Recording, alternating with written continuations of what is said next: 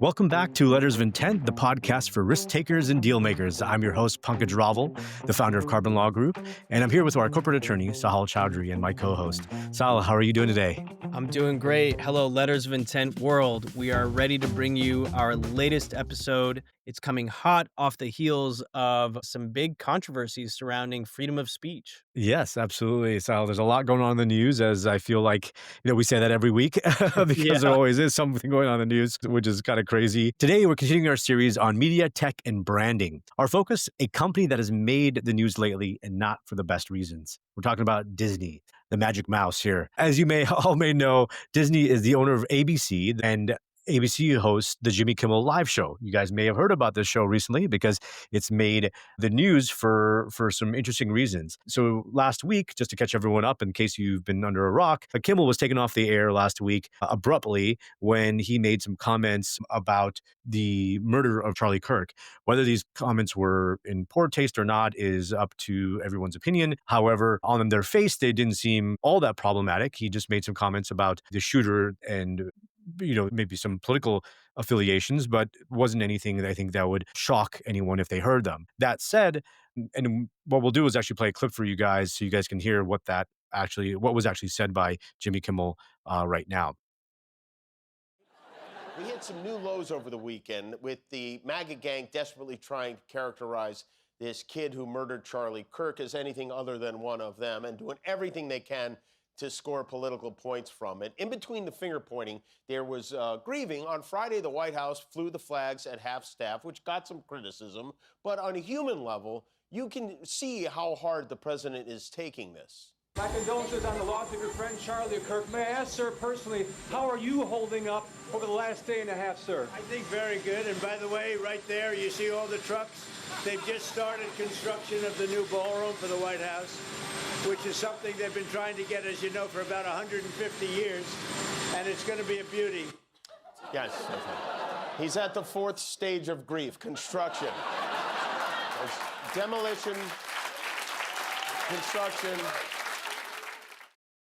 So, Sahil, what this clip is about is really just Kimmel making commentary on what happened and his belief that perhaps there's too much finger pointing going on. But right after that, the FCC chairman goes on a podcast and says, oh, he should be taken off the air. Oh, what he says is despicable. All this stuff has happened. And, all of a sudden ABC reacts and makes quite a few threats. He actually at one point acts like, someone from the mafia and says, we can either do this the hard way or the easy way. So it's quite shocking, what he said out in public. And all of a sudden ABC pulls Jimmy Kimmel from the air. And now this has kind of sparked a huge controversy. The entire internet went nuts, as it tends to do, and this time for, I think, good reason, because this is, exactly a challenge to our free speech and a challenge to our right to speak and say whatever we want. The reason it's the First Amendment, because it is so important, and is that is the right to free speech. So, Sahil, explain to me, though, why is this different this time than in instances before where we see people on streaming, podcasts, social media being canceled for things that they've said? Well, yeah, first of all, Pankaj, you're right. I mean, I think when we think of freedom of speech, we think that that is the most fundamental value we hold dear as Americans. I mean, if you go back to our roots, much of the history of the United States was anti-colonial against Britain and protecting the rights of citizens and our independence. So this was a major breach of that, actually. So the reason this is such a big deal, I mean, if you own a privately held company and you want to censor or tell your employees or someone who's a host on your show what to say or not say, that's actually protected by our laws and by the Constitution. But what's not protected is when you are operating on the public airwaves. So broadcast networks like ABC operate on public airwaves. These frequencies are actually owned by the public and the government through the FCC. So the FCC hands out these licenses to broadcasters. And the deal is you can use the spectrum, but you've got to do it in the public interest. And that's why broadcasters face all these extra rules. There are certain limits to freedom of speech there: indecency standards, political advertising, obligations to serve local communities. But telling jokes is not really one of them, especially when it's that subjective. And because the government is involved in granting and overseeing those licenses, there is a big First Amendment wrinkle. The government can't just tell Jimmy Kimmel, you can't say that. That would be unconstitutional censorship. So when you're broadcasting over public airwaves, you get this weird mix of government oversight and strong free speech protections. Actually, more free speech protections than a private citizen would have broadcasting over, let's say, the internet. So if we look at streaming, Disney Plus or Hulu, owned by Disney, doesn't use the public airwaves. They're private platforms. And the First Amendment doesn't stop a private company from deciding what content it wants to carry. If Netflix cancels a show or YouTube takes down a video, that's not government censorship. That's a private business making an editorial decision. So the key difference here is public airwaves come with public rules and protections. Streaming doesn't. So that when we're looking at this first issue, that's the important part of the framework here. Is this, it's not just that Jimmy Kimmel told a joke and is getting canceled by the right. It's that Jimmy Kimmel is a host on a show that's broadcasting on public airwaves regulated by the government. And so his speech, his freedom to tell jokes that don't violate the other standards is actually protected in the public interest. So this is really a wild breach of what we've seen in terms of government respect for freedom of speech. Fascinating. Yeah, it is. It is fascinating. There's been a lot of discussion about this, over the last 6 days, and Jimmy Kimmel was brought back on the air on Tuesday night, and I just had a chance to watch his monologue, and these are kind of some pretty scary times, some crazy times that we're seeing our Constitution attacked in ways we haven't seen in probably a long time, in our history, in our lifetimes, and it definitely is cause for concern, and I think for me, it reminds me of how maybe much we take our rights for granted. I don't know your thoughts, Yeah, Sahil. I think that's true. People, we look at history and we look at these periods of time where our citizens have fought really hard for the rights that they have and the rights that we enjoy today. But I think it's really easy to take it for granted and think that they're just protected. I mean, they're not. We have to fight for them. We have to enforce them. It's actually kind of a concept in law, making sure you don't sit on your rights. So we do see that. And I think we're seeing society changing and the culture's changing. I mean, it does feel like we are very divided. And even when it comes to social media, it feels like content is really pulling us apart in really extreme directions. Like it seems like the algorithms are rewarding extreme kinds of content. So, yeah, it's a really dangerous time to not have open discussions. Absolutely. So I think this is, yeah, I mean, it seems like there was some kind of correction that happened. But yeah, there are all kinds of business implications here. And also, it kind of takes us into the question we're dealing with and what's going on with ABC and this recent research report from Needham and Co., based out of New York. Whereas, is it worth it to be a public broadcaster anymore? Used to be, right? You had these few channels that were the dominant players. But today, when streaming is taking over and taking up way more share of the industry, it's a question now Disney has to ask, which is, okay, I've got this political hot potato on my hands now, where if I'm running a broadcast channel, there are all these rules, and the government is always going to be threatening me with the FCC license. They can pull it at any time. So, does Disney really want to play that game? I mean, we've kind of seen content move from broadcast to cable to the internet. I mean, we have a lot of clients in entertainment and content. Are you seeing that power dynamic shift? Do you think there's still a lot of power in that broadcast license, just from an anecdotal kind of perspective? It is interesting, right? I mean, I think if you look at trends in the media and how much has gone into streaming, right? Like it's one could easily argue that streaming has really just become cable, right? Like 2.0, Right. Yeah. because now you have to have a streaming subscription for 8 different, channels, right? Like before you could have Netflix, but now all these other companies like, oh, well, this is our IP. Why don't we just create Yeah. our own streaming service? And now people go pay us and we get that money directly.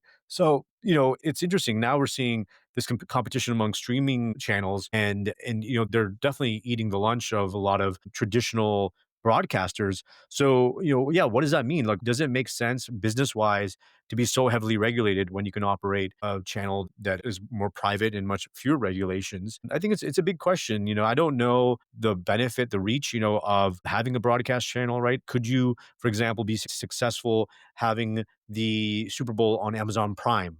Right? Like Right. imagine that in the future, right? Like because Amazon's already got Thursday night football. What if now in the future people have to pay to watch the Super Bowl? What does that mean for democracy? What does that mean for even public channels, right? Like there's these, Sesame Street and these other public broadcast channels that do serve a public service. What does that mean, right? So I think there's a lot going on, and I mean, and this administration has attacked public service and public broadcast, which is very sad to see because a lot of kids who don't have the resources to pay for all these different streaming sources rely on this for some education and even just kids entertainment. So I think it's going to be a hot button question. So I like to also zoom out because I feel like we're also in unique times, right? And that's easy to say. I'm sure everyone could say that to a certain extent, but we've never seen this level of attack, of undermining of our constitutional rights ever before. And I think, people are sounding the horn. There's so many people in government or left government who are sounding the horn. This is, some would argue a five-alarm fire because, what is happening right now is attack on our fundamental freedoms. And if we don't speak up, if we don't make our voices heard, it's going to continue to happen. So, do I think, hey, let's just abandon these traditional forms of media because of what's going on right now? I would say no, just because I do think, while we're only 1 year into this, or not even that, 9 months into the presidency, which it feels like a lifetime, we have 3 years left, and then we'll hopefully have someone a little bit more pragmatic, a little bit more balanced, and be able to kind of restore some of the sanity that we've lost. So I do think that you have to kind of take this in context and not throw the baby out with the bathwater. So, Pankaj, For you're lack of a saying better you're term. saying there's no third term. I'm gonna say it, but I also don't want to jinx it because if I Yeah, say yeah. it, I know, seriously. I mean, we don't want to get written into Kash Patel's book, I do The Plot not. to Kill the Yeah, King. exactly. Listen, it's we don't know if he's listening right now, but currently under the terms of our constitution, third term wouldn't be permitted. Stranger things have happened. So Yes, let's see. I mean, I'm sure there's gonna be an attempt. Let's say that, but yeah, I don't think it'll happen. I think I still believe that we still have a functioning government, a functioning democracy that'll prevent it. But I'm sure he's gonna try his damnness to do it. But let's see. So, Sahil, we can talk about this for ages about what this means for society, for democracy. But we're a deal making podcast. We talk about deals, we talk about business, and in the context of deal making, what does this all mean from M&A, and then we can talk about intellectual property next. But what does this all mean from the M&A perspective? well, see, this is where we meet the one of the biggest deal makers in America today. Don't let Mickey Mouse fool you. Yes. Don't yet let the cuteness fool you. Mickey Mouse is a media titan. Disney owns massive assets in the entertainment industry and they want to make money. And so what's interesting here is Needham and Co is saying there's still IP, there's still valuable IP in ABC. It's just we don't want to deal with the regulatory headaches from the FCC and DOJ and maybe even Congress. You don't need that. And also, that would happen if let's say Disney sells ABC. The sale would trigger regulatory review by the FCC, by the DOJ. And so, in order to avoid that, by shutting down meaning not renewing the FCC license, Disney avoids that scrutiny. They essentially remove a declining low margin business line from their books and present investors with a cleaner story. Streaming and parks are the core, and linear broadcast is gone. That's appealing to Wall Street. And here's the trade off: they walk away from the cash proceeds the sale might have generated. Even a discounted sale could fund debt reduction or new growth. Shuttering does mean no liquidity, just a write off. From a signaling perspective, it also sends a message. Broadcast has negative strategic value, and that could ripple through the market, especially for companies like Paramount or Warner Brothers Discovery that still rely heavily on their networks. So ABC is in this position where they may be getting good advice. Keep the IP and the assets that are associated with the IP, but lose the liability of and the exposure of being an FCC regulated entity. It is interesting. I'm going to just go out there and say I disagree wholeheartedly with this assessment by Needham. It's my hot take. I think it's complete bullshit. Honestly, they've probably got some angle here. Who knows? They're an investment bank. Who maybe they have holdings in other companies. They might have a personal interest in seeing ABC shutter. But I think it's complete bullshit. Honestly, because like this is such an old brand. Having these broadcasting license is still extremely valuable. Look at they generate millions upon millions in revenue in ads every year. The Super Bowl is on broadcast television, right? I mean, sports is so valuable. I don't know, all the sports programs on ABC, but that's a still where people go to watch live television. So as even if we're gonna, talk about the streaming universe and how that's kind of eating the lunch of a lot of broadcast, there's still one area that I think is not touched, and that is live sports. And that's where people are usually going to be going to broadcast networks that show a lot of these live sports games. So I think their analysis is bullshit and I don't think it's going to go anywhere. But it does raise an interesting question because like, what do these people do if the value of these networks is in fact falling? Who's going to catch them? What's going to happen? But I think shuttering it from my perspective is a non-starter. Okay, so Pankaj, you're going to play general counsel for Disney here. Considering the IP implications, what is your strategy for how to deal with ABC? I think ABC is going to continue to do well. I mean, I think this is one hiccup for ABC in terms of they caved to a administration that is trying to bully them, and you can't give in to a bully because then just become you're going to embolden the bully.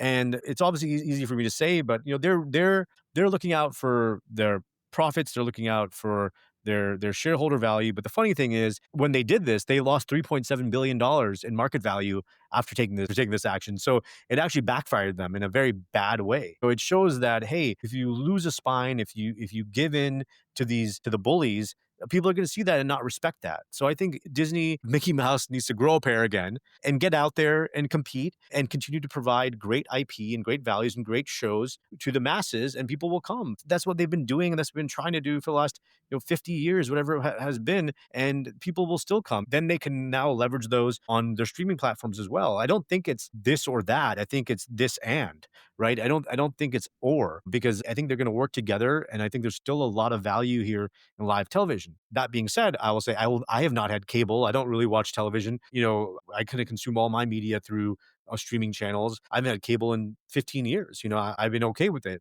But I think a majority of the Americans still watch live television, sports, whatever it might be, and that's where this is going to be very valuable. So for them to say let's just can I think is just insane. And I think there's a lot of value here, and I think they continue to grow the brand, but grow a pair. Don't do it caving to this madman who is throwing out every threat possible to get people to bend their knee to his will. And that's how we know this will be our last episode of Letters of That's Intent. exactly. And we will put out a notice that the FCC has come down on us. Okay, so now speaking of the IP, okay, now I'm looking for you to put on your IP lawyer technical expertise here because these concepts are kind of confusing. Let's say Mickey Mouse follows through on this and pulls the plug on renewing the FCC license. What are the options here for Disney? So Disney could, do a few things with the ABC brand. I think it does definitely still have a lot of goodwill. There's a lot of cachet there. It's a very, very valuable brand. I think they could sell it. I think selling it is probably better than shuttering it. If they were to shutter it,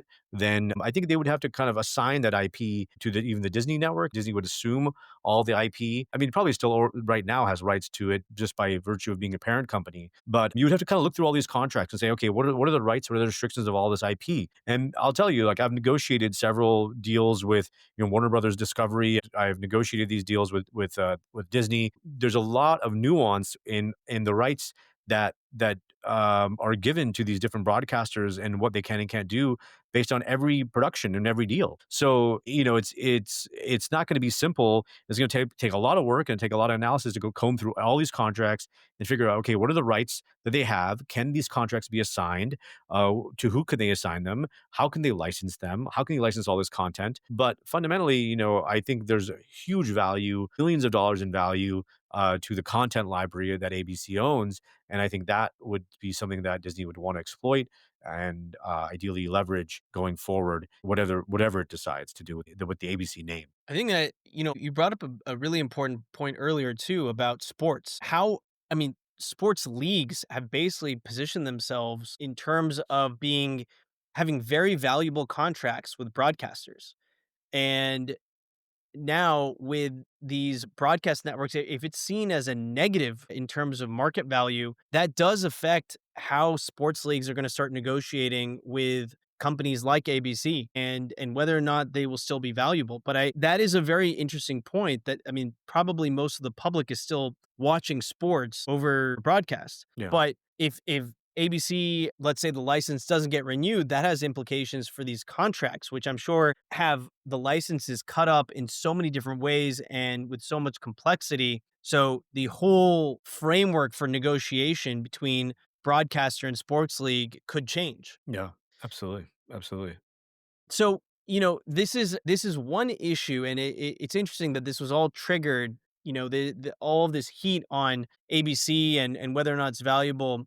I mean, there were a lot of underlying factors here, but Jimmy Kimmel kind of became a lightning rod and a way for us to understand what is the FCC and why does it matter? What's the difference between public and private airwaves? And also from an M&A perspective, where is value today? Where has value been decimated by the rise of social and also by the rise of increased government intervention? I think we're Yeah. going to see in our economy that the rise of government intervention is going to change the calculation for what industries create money. Are we going to see, we're seeing like Palantir, Facebook, all these companies with massive government contracts make a ton of money. Government is this new player. I mean, government is now taking a stake in companies in a way they've never done before. So I think Pankaj, But as don't deal call it makers, socialism.